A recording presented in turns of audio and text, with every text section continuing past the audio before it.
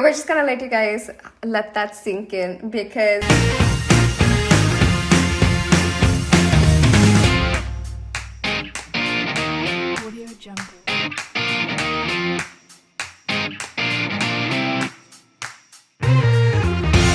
Hey guys, welcome back to another episode of EXE Not Working.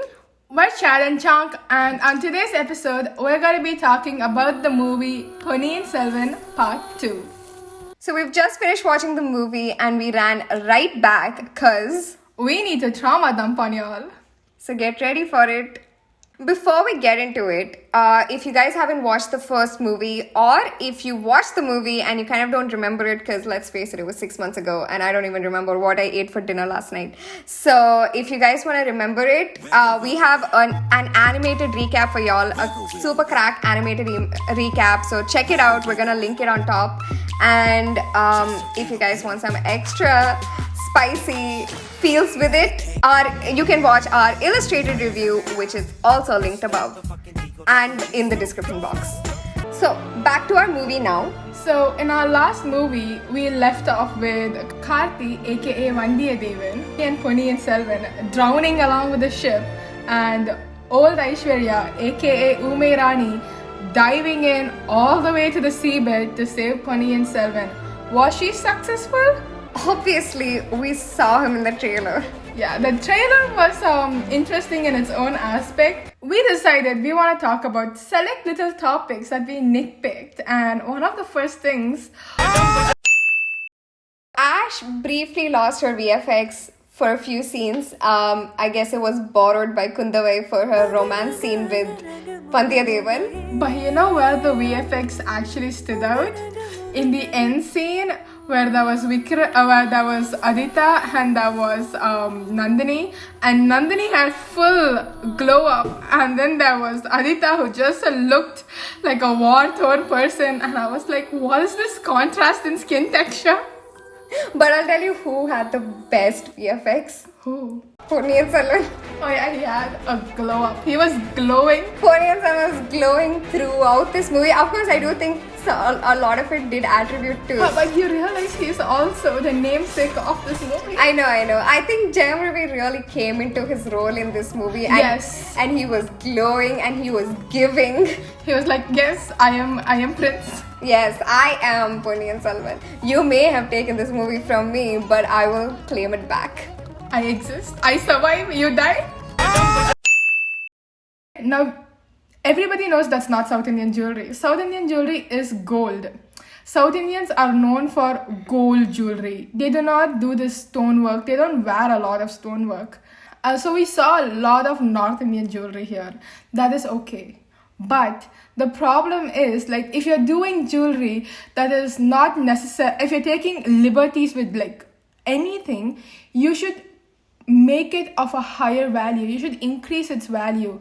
I could just walk into any little store in Paris Corner and be like, listen, I want the jewelry that Kundavi wore. And they would take boxes and boxes and be like, here it is. And you're no longer giving me a fantasy, you're giving me a budget movie.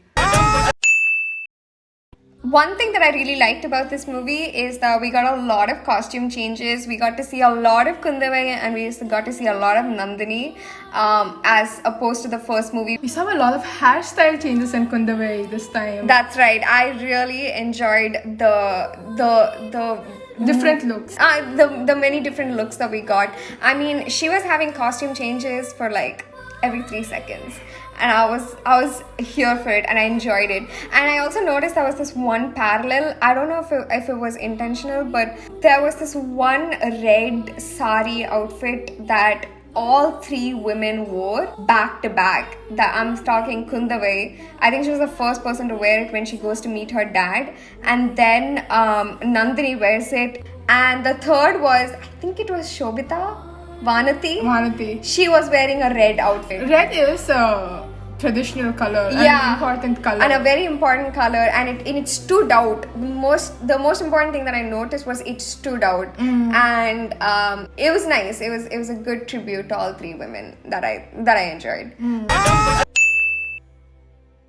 Ponniyin Selvan was Kalki's way of explaining the death of Aditya Karikalan. Yes. Because at that point, it was not known. His death was a mystery. No one knew how he died. And when Ponniyin Selvan, when he becomes king, the first thing he does, he launches an investigation as to how he dies. And of course, there are theories, and maybe some of them are solved and things like that. But Ponniyin Selvan was Kalki's way of explaining the death of Aditya Karikalan. And we have With his imagination. And which is why there is a completely fictional character that has been dreamt up for this role. And from there, and I think that's probably the answer to why this movie has become about Aditya Karikalan and Nandini, because at its core, it is an explanation as to what happened to Aditya Karikalan. Exactly. What was his life and what happened to him and how did he die.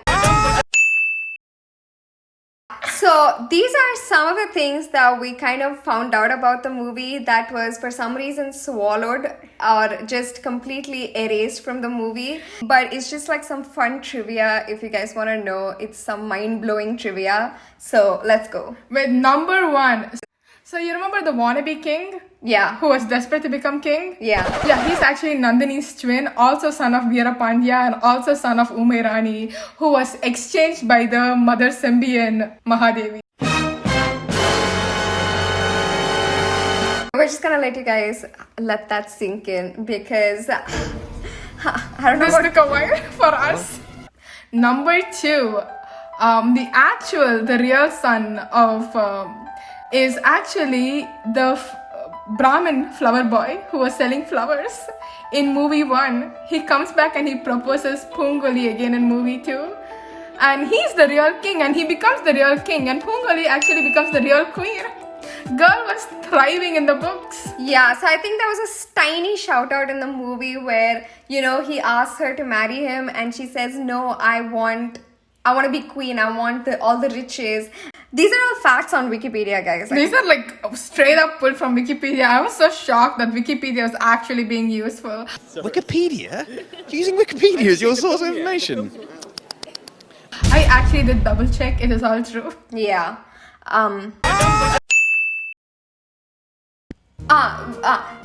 One of the things that we really enjoyed in the movie was the friendship between Ponniyin Selvan and Vandiyathevan.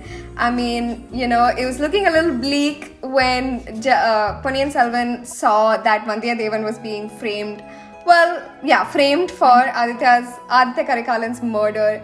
I mean, we could see him feeling super heartbroken in multiple close-up shots, completely sidelining Kundavai. Kundavai exists. And yeah, so overall, I do think I did enjoy the movie. And Did you enjoy the whole movie, or what, are you still just like, savoring the first 10 minutes of the movie? That's...